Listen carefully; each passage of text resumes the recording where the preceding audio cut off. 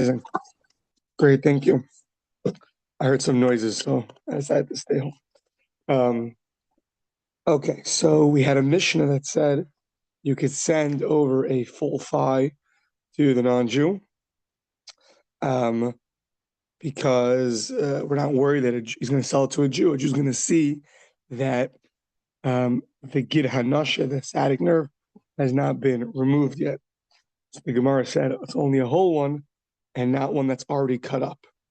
And then the Gemara went through, well, what are we talking about? There's two kinds of cases. There's a marketplace where we announce this food is not kosher. We'll see how they announce it today.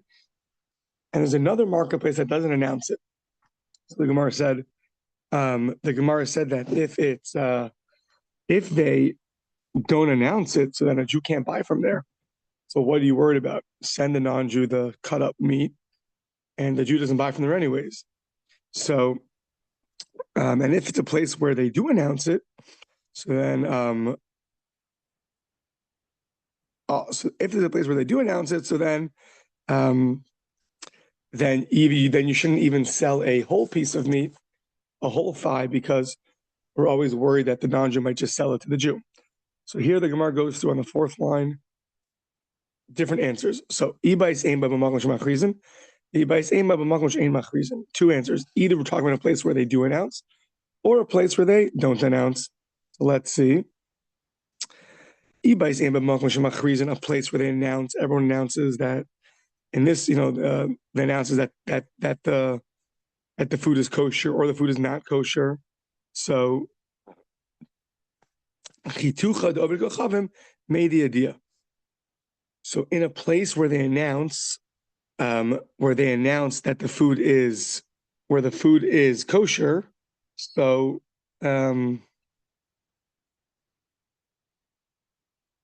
everybody knows that the way the non-Jew cuts the meat. The way the non-Jew cuts the meat is different than the way a Jew cuts the meat. So therefore, you can sell him a whole piece of a thigh, the whole thigh of the animal. And what were you worried about? He might cut off a piece and give it to a Jew, and he didn't take out the sciatic nerve. We're not worried about that because the way the non-Jew cuts and the way the Jew cuts, everyone knows the difference. So therefore, even if you sell him a full piece, if you were to remove it, to cut it up, his cutting and slicing is different than the way a Jew would do it, and therefore people are going to know that it's not kosher and the sciatic nerve wasn't removed yet, and therefore we're not worried about that.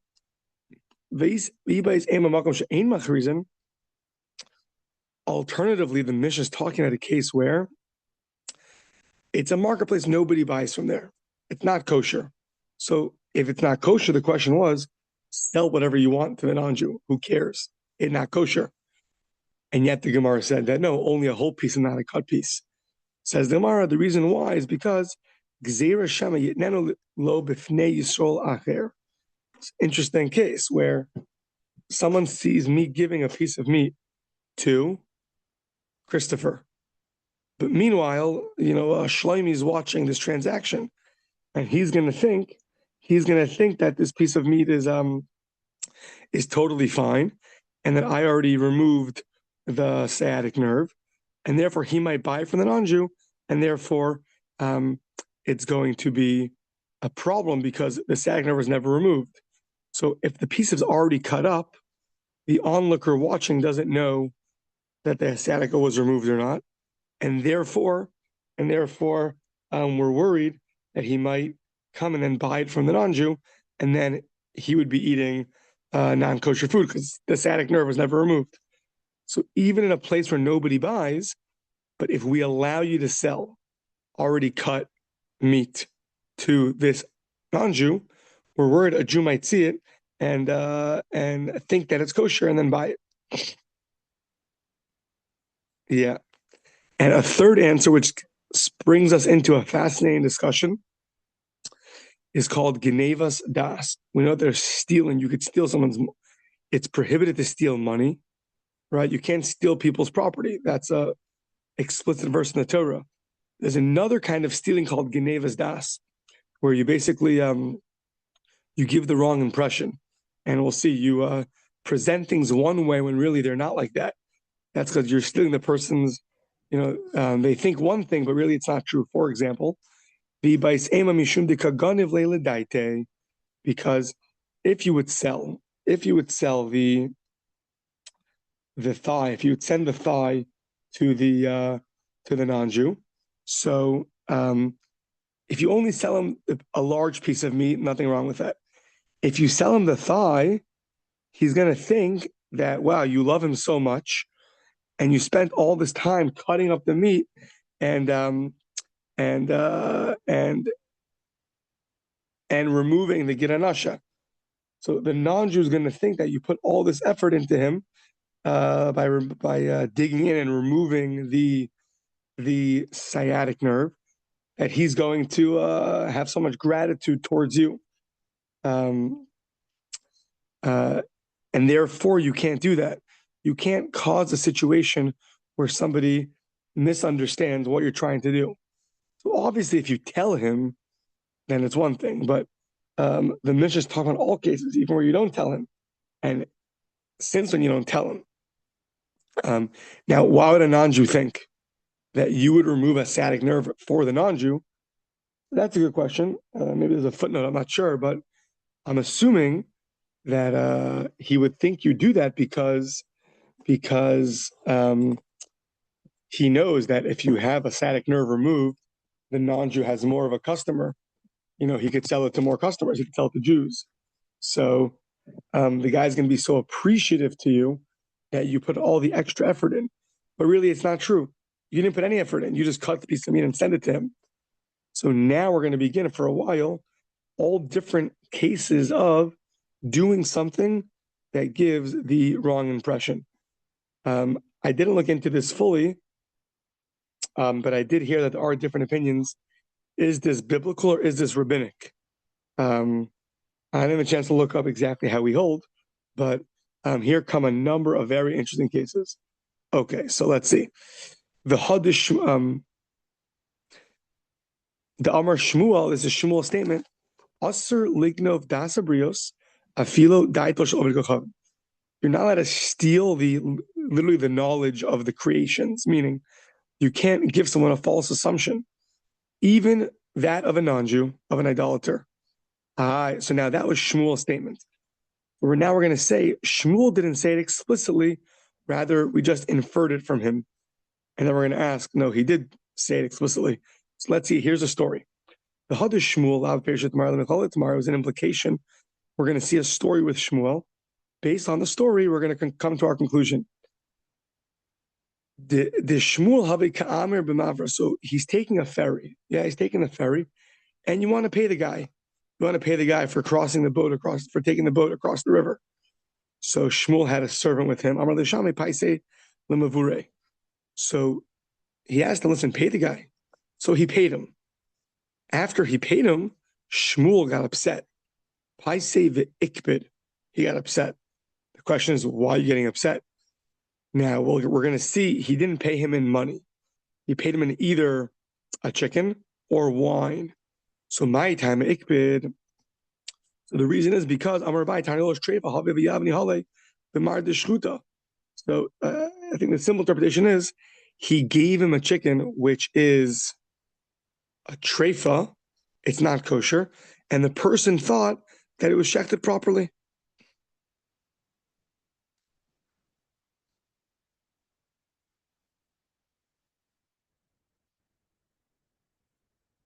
That's one. Rashi says one understanding. Or a second understanding is he gave him, instead of giving him a kosher animal, he gave him an animal that's a treifa. So either he gave him an animal and the guy thought it was a treifa. The guy thought it was kosher. Really, it was a treifa, not kosher. Or he gave him, instead of giving him a kosher animal, he gave him an already treifa animal. Either way, the person thought he was getting X, and he's receiving Y. So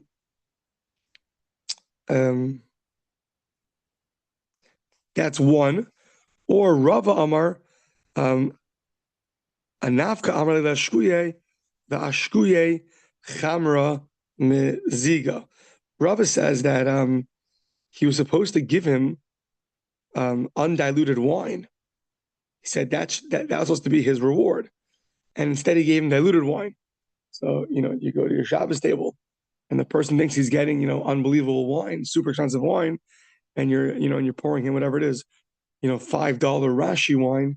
So without telling the guy what it is, and the guy assumes that it's a very fancy wine, that's also called Genevas Das. It's giving him a false impression.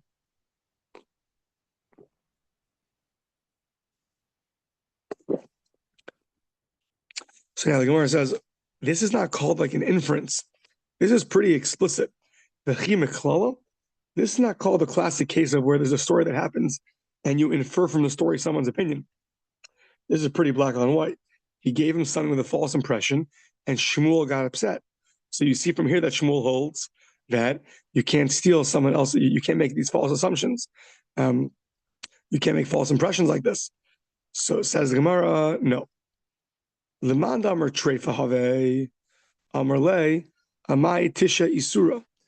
You could understand the story to mean the reason why Shmuel got upset was not because the guy got a false impression. Rather, he was saying, why do you have non-kosher meat sitting in your possession? Like this is Shmuel's servant. Like, somebody buys a Rav Chaim Kanievsky non-kosher food without any hashkacha, and it's just sitting in his fridge. So he got upset about that. Alternatively, Lemand Amr Anapka, so Amr Leila Shkuye Anapka Chaya Mashma, which means that he told him the reason why he got upset. The reason why he got upset was because he told him to pour him something that's not diluted, and he didn't listen. He poured the guy diluted wine, not because he made a false impression. Rather, Shmuel was getting upset because he didn't listen to him. So you could have come to this conclusion from the story, and therefore we're saying that it's inferred from the story. These are not the proper conclusions to come to. It really is because he gave a false impression. Want to go back to bed? Want to have some food?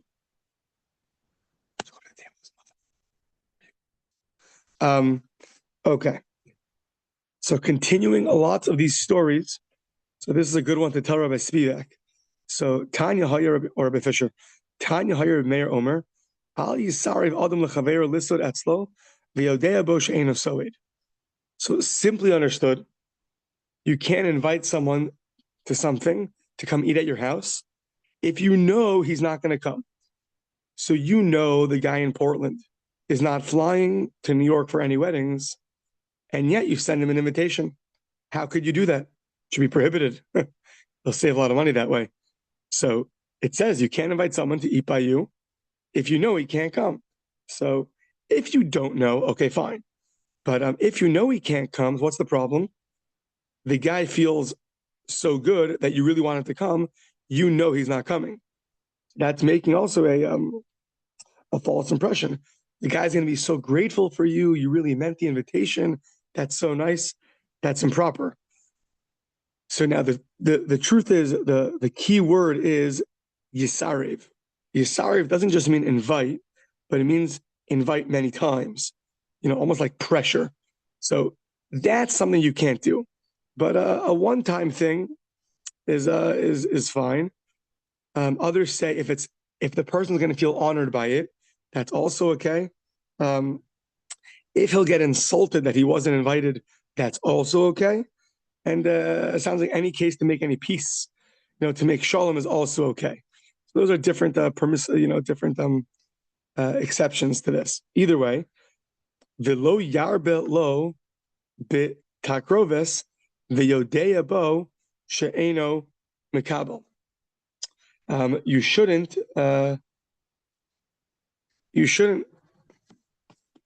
One second.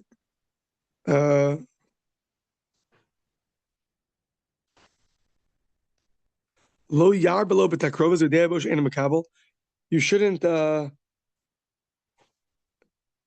continuously offer someone a present knowing that they're not going to accept, I think, right?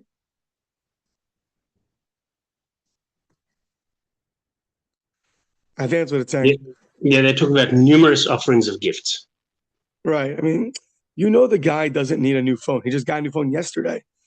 And you're like, I got a new phone and I really want you to have it. It would mean so much to me, blah, blah.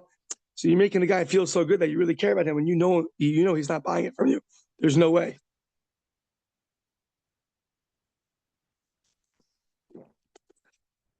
Yeah.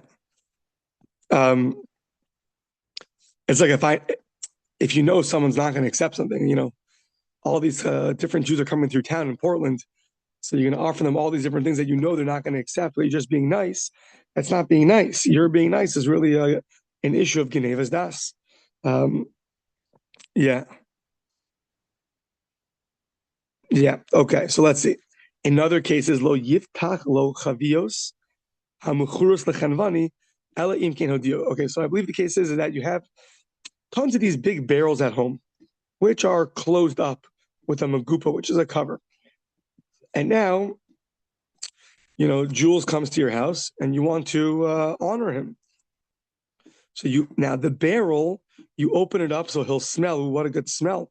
And he'll think you're opening it for him. However, you already sold that barrel to somebody and you got paid for it. So it's already been sold. So therefore when you open it, the person's going to think you're opening it for him. So don't do that. Don't open up the barrel thinking that you're trying to honor the person that's coming to your house. That barrel's been sold already. So you're opening it, and maybe you're even losing out a little bit of money because now you're going to sell a already open barrel. Won't be so good. But the point is that you're giving a false impression. So yeah. Below Yomar lo sok shemen mipak rekan. They used to anoint themselves with oil, right? One of the things you can't do on Yom Kippur, you can't smear oil on yourself. So don't tell someone, take that bottle, plenty of oil there for you, if it's empty. That's also giving a false impression. However, if mishvil kevodo mutter, if you want to show how how honorary the person is that's visiting you, so I guess showing them the smearing oil is very very honorary. So then it would be permitted. Similarly, to open up the barrel would also be permitted.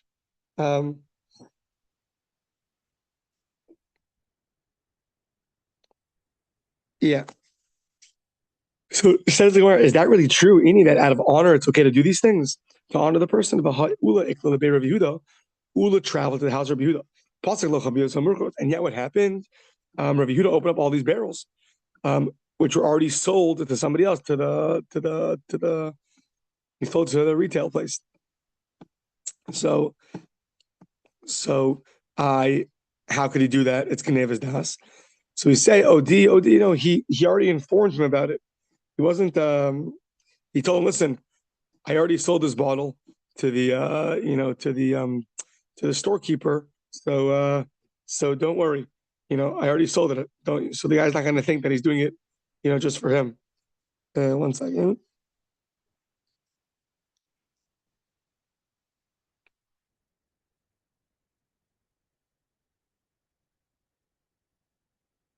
Yeah, just to clarify the case is that, right, once you open the bottle, so you might be losing a little bit of money out of it. You want to keep it as fresh as possible. So really, you're planning the second the guy leaves your house for lunch, you're going to give the guy who bought the bottle. It's not really considered a loss.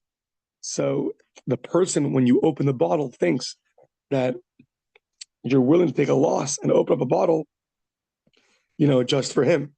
So imagine nowadays you have a $500 bottle of wine at your house. So someone comes, you open up for them. You're planning to give the whole thing, to whatever it is, to your friend. So the guy thinks you're opening it for him when really it's going to go. It's going to go to your friend anyways. So that's misleading. So the first answer is that he told him already about this. It wasn't a surprise.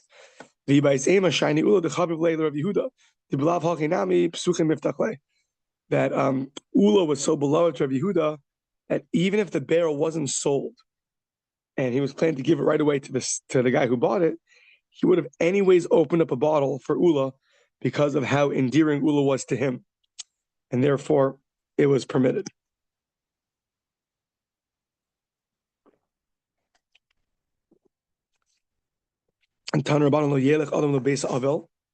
So the mourners, there's a Gemara that says that wine was created to console the mourners.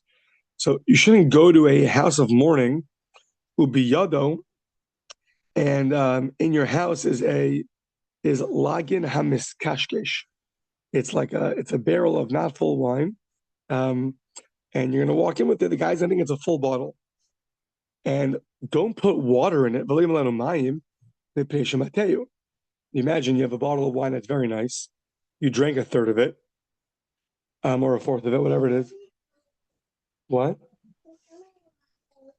You want water? Yeah, get a cup. And then you fill up the barrel, the remaining part of your bottle, with water.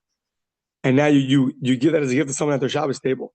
The guy thinks he's getting a beautiful bottle of, Segula wine from Rabbi Weinstock, but really 1/4 of it is water. Now, the yesham, one sec. The yesham chaver ir mutter. If the people at the Shiva house are a bunch of, let's say, Rashi says it's like important people in the city. So you have a bunch of the great rabbis or the government officials that are there, and you want to just show how important this mourner is. So then you could do it. Then it's permitted to do. So then it'll be okay. Okay. Taner Rabbanan in another brisa, lo yimkar adam lechavero sandal shel mesa bichlal shlachaya shchuta mipnei shtei dvarim. You're selling leather sandals. Now, you have leather from an animal that died on its own. You shouldn't,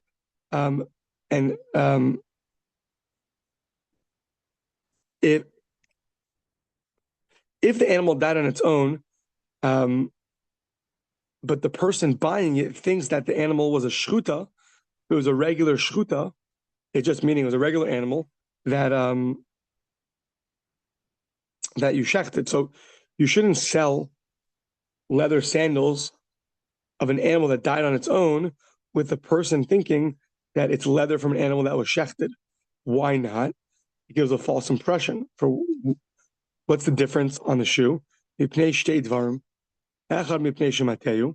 One, because you're tricking him. One is because of danger. What's the danger? That if it's a treifa, so then maybe it's because there was snake venom in it, and therefore that's one second. And therefore the person's going to be worried that he has a sandal with snake venom in it, and it'll be dangerous. So when you sell things, you shouldn't give false impressions. So if it died on its own, you shouldn't give an impression that it was a regular shechted animal.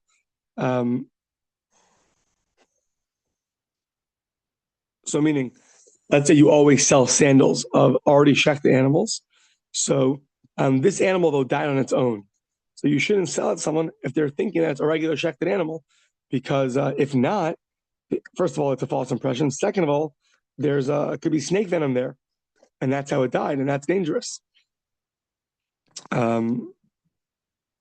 Yeah. You shouldn't send somebody a bottle of wine with oil that is floating on the top, because one second. You shouldn't send someone a bottle of wine or oil with oil floating on the top. Why?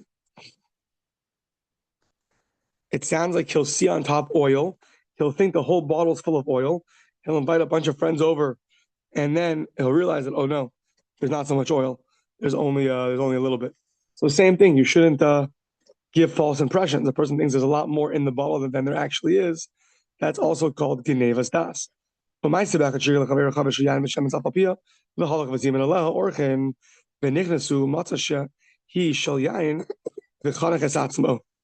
guy was so embarrassed. You sent the guy wine. On the top of the wine was a lot of oil. He thought it was a ton of oil and the whole bottle was oil. He invited a bunch of friends to partake in the oil, and then he realized that it's full of wine. He was so embarrassed that he choked himself. He killed himself. That's very dangerous. Another interesting halacha of Eina Orchin Rishon Litin Mimasha Lefneim Lebenova Lebito Shel Balabais El Imken Not LeRishos Mi Balabais. If the Balabais, if you go to a house for a meal and the guy gives you food, so and you're the guest, you shouldn't take from the food he gave you and give it to his children, to his daughter or his son, because maybe the owner doesn't have enough food. Very important. If you go to, sometimes you go to a simcha, you go to a wedding or whatever it is. Okay, nowadays the weddings, I'm sure people buy in overabundance of food, but you go to a place and just because you're invited for your portion, but you want to take some home with you now. So nowadays you go to a Shalom Zachar, it's already accepted. You can take home for your wife or whatever it is. And often people ask, can I take home for my wife? But the point is to be sensitive. When you go somewhere where there's food and you think that you can just take extra, if you don't know that there's extra food, you can't just take and give to other people. And here comes a scary story. A person invited 3 guests in a time of famine. He only had enough 3 eggs to put in front of them.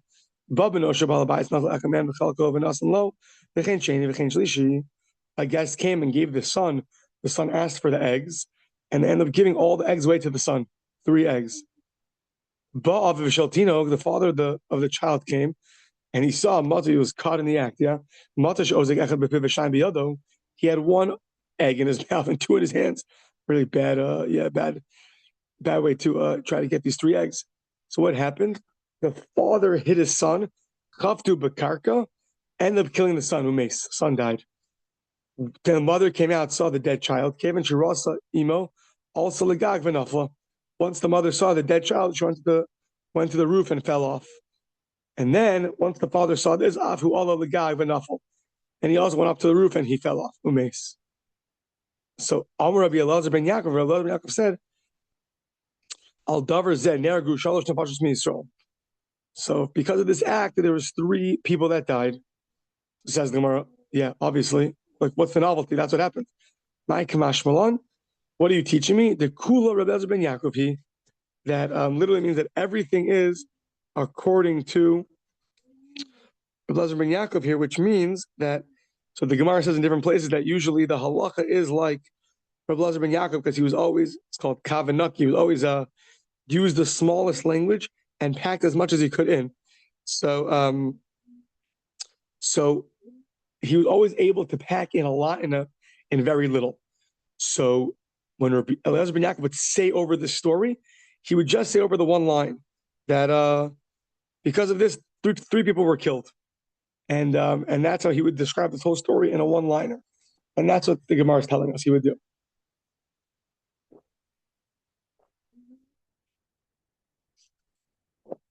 Okay. Says the Brisa.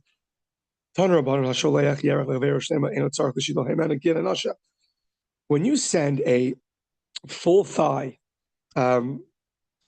you don't need to remove the giranasha because he can see that it's not removed. So it's obvious. So, however, chatucha, if you send him a already taken off piece of the thigh, it's cut up already, you slice the thigh into pieces, then you have to take off the giranasha because he's not going to know that it was taken off. That's all by a Jew. By the non-Jew, you don't have to take off the giranasha even if it's cut up. Sorry. So we'll get back to that in a second. There's 2 reasons why we said you shouldn't sell nevela, the animal that just died on its own, and a treifa has a fatal wound. you shouldn't sell those to the idolaters, the non-Jews either. Why? Two reasons.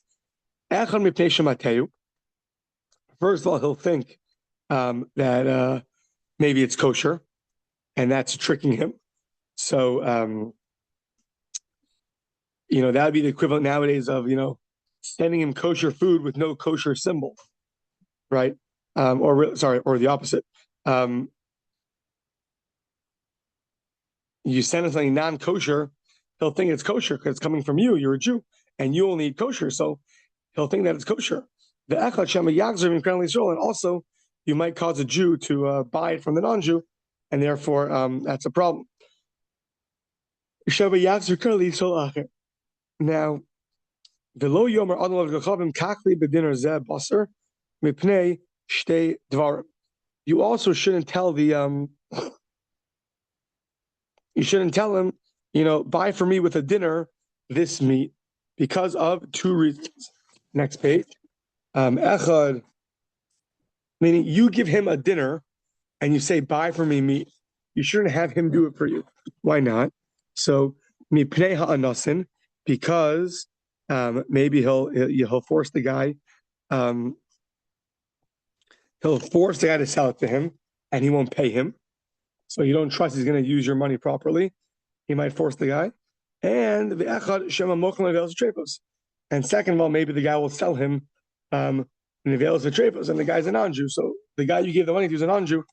Who says you trust him? So now we're going to go back and analyze the whole brisa, all these cases. So here we go. Amar Mar. The first case was when you're giving to the non-Jew, you can give it to him whether it's whole or whether it's cut up. You don't need to remove the giranasha while selling it to the non-Jew.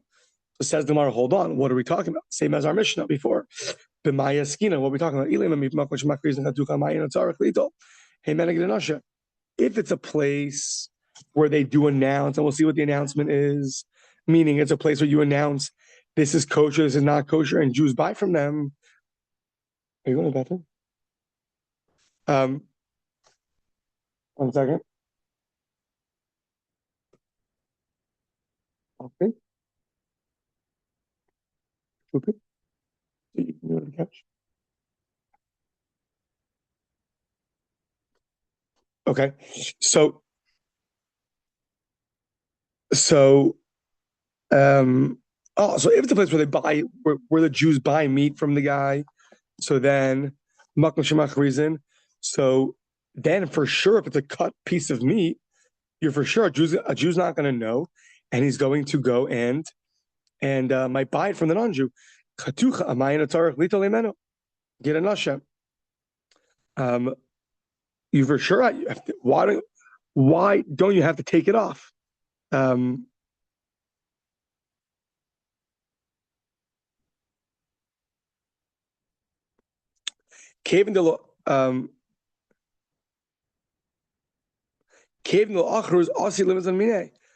the event that they forgot to announce that day if it's kosher or not kosher, but generally Jews do shop there, so then the guy's going to buy the piece of meat and it's not kosher. So that can't be the first case of this brisa. Obviously, when we said you can't send a cut piece of meat or a whole piece of meat to the non-Jew, it was a case where they don't announce. Well, hold on. If they don't announce it, so then what's the problem? No Jews buy from there. So says the Gemara, if no Jews buy from there, so so 1 second. Oh, so if it's a place where Jews don't buy there, so that's the explanation of the brisa. The brisa said when you send food, the animal to the non-Jew, you don't have, even if it's cut or if it's whole, you can still send it to him, and there's no worry a Jew might buy it. Why? It's a place where no Jews shop. If no Jews shop, then you can for sure send it to the non-Jew. We're not worried about that a Jew might go and get from, because Jews don't usually shop there. So says the Gemara, okay, that's fine, but what about the middle case? The middle case, the brisa was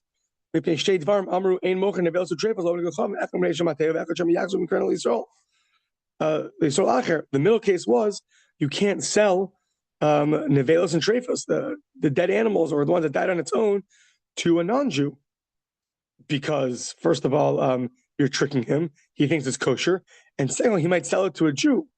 Wait, hold on. If the case A of the brisa was talking about a case where no Jews shop, and we're assuming that case B, it's in the same brisa, so it's the same situation where no Jews shop. So what does the brisa mean that a Jew might buy it? Even no Jew's going to buy from the non-Jew, because we're talking about a place where no Jews shop. So says the Ela Pshita b'makom shemachrizin. Rather, it's for sure a place where they do announce that it's a place where Jews do shop.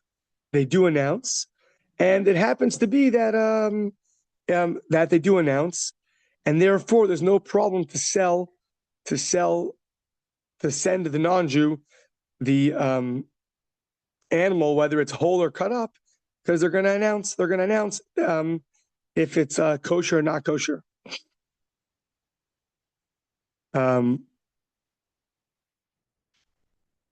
One second.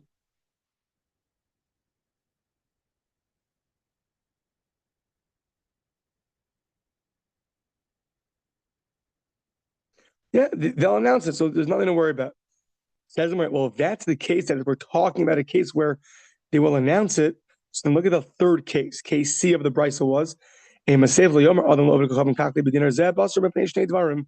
don't give the idolater, don't give the non-Jew your dinner, your coin, and say, hey, buy for me some meat. Why not? First of all, he's going to pressure the guy and force him to give him the meat. And second of all, the guy might sell him non-kosher meat that was either died on its own or it had a fatal wound. Says the more 1 second, but if the case is where Jews shop and they announce this is kosher, this is not kosher, then they're for sure going to announce if the salesman has a treifa, has an animal that died from a fatal wound, he'll for sure announce this is a non-kosher animal. So basically, we're stuck. Either way you slice it, there's three cases in the brisa, and we're having trouble figuring out who it's going like. Is it a place where they sell, where they announce kosher and not kosher, and therefore Jews buy from them?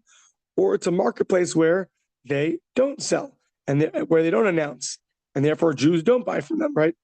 Announcing back then is like an OU symbol today. Same idea. It's a way to know that something's kosher. For sure, we're talking about a case where they don't announce, and therefore Jews don't buy there. So Reisha v'Seifa b'makom shemachrizin u'mitzias b'makom shemachrizin. So what? The case A and case C is a place where they don't announce and Jews don't buy, but the middle case is a place where Jews do buy. Strange. Usually, you want to have a nice parallel, meaning a nice consistency. They're all talking about the same case. Amar buy in Reisha v'Seifa b'makom shemachrizin u'mitzias b'makom shemachrizin. Abai says, yeah, the first case A and case C is a place where they don't announce if things are kosher or not kosher. Therefore, Jews don't buy from there. The middle case is a case where they do announce and Jews do buy from there. Rava says, no. The entire brisa is talking about a case where they announce kosher versus non-kosher, and therefore Jews buy there. So Reisha v'Seifa she'echrizu mitziasa shelo echrizu. And the first and last case are a case where they announce. And mitziasa, the middle case, is where they don't announce, meaning it was a case where they just forgot to announce.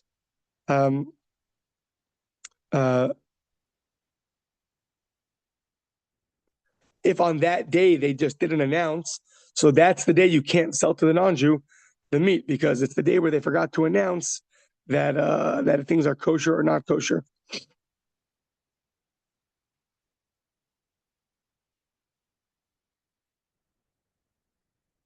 Yeah. I guess somehow you found out that they're not announcing kosher or not kosher today, even though they generally do announce, so then you can't sell it either. Rav Ashi gives a third answer. Kula b'makom she'en machrizin. The entire brisa is talking about a case where they do not announce that things are kosher or not kosher. And the middle case was a mitziyasa. The reason why it was prohibited was because Gzeir Hashem Yimkaranu b'fnei Yisrael. The middle case was that you can't sell non-kosher and available treifas to the Obed Kochavim because of two things. You might trick him; he'll think it's kosher, and two, that he might go and sell it to a Jew. So, but if it's a place where nobody buys from, so what are we worried about?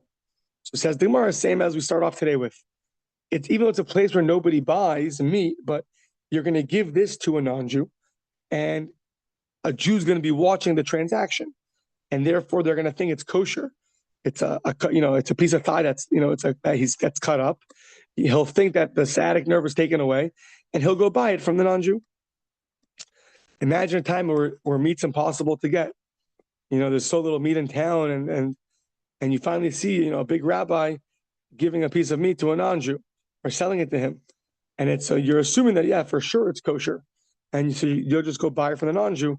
That could be a big problem. Now the Gemara asks, Heichi machrizinan, how do we announce? Amar of Yitzchak bar, meaning when they used to announce kosher and not kosher, how would they announce it? Amar of Yitzchak bar Yosef nafal bisra libnei chela. So the way they would announce it would be, today they have meat that's for the non-Jews. So says the Gemara, why don't you just say v'lema nafal treifas libnei chela? Why don't you just say the meat is treif?